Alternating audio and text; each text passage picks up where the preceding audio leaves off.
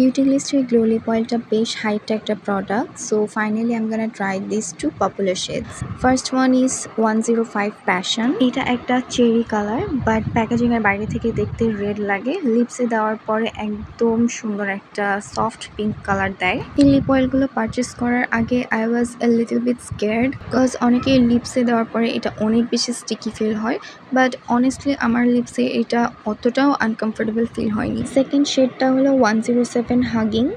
এটা most popular একটা shade, আর এটার একটা হালকা চকলেটি স্মেল আছে, ইনফ্যাক্ট মামা ওয়েফারের মতো একটা স্মেল। এটার কালারটা খুবই ন্যাচারাল একটা কালার, পিঙ্কিশ নুড টাইপের একটা কালার। এই লিপ অয়েলগুলো বেশ পিগমেন্টেড, আমি সিঙ্গেল লেয়ার ইউজ করেছি, ডাবল লেয়ারে ইউজ করলে এগুলো আরও পিগমেন্টেড দেখা যায়।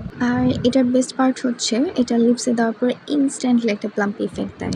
নাও let me show you how it looks with a brown lip liner. আমি এখানে মার্সের ডিপ ডন শেডের ব্রাউন লিপ লাইনারটা ইউজ করেছি, অ্যান্ড আই থিঙ্ক লিপ লাইনারের সাথে এটা অনেক সুন্দর লাগছিল, and the price is quite affordable. মোটামুটি সব জায়গাতেই 180 থেকে 200 টাকার মধ্যেই পেয়ে যাবেন। এগুলো ইজিলি 3 থেকে 4 ঘন্টা লিপস হাইড্রেটেড রাখে। This one or this one? Which one do you like the most? Okay, bye.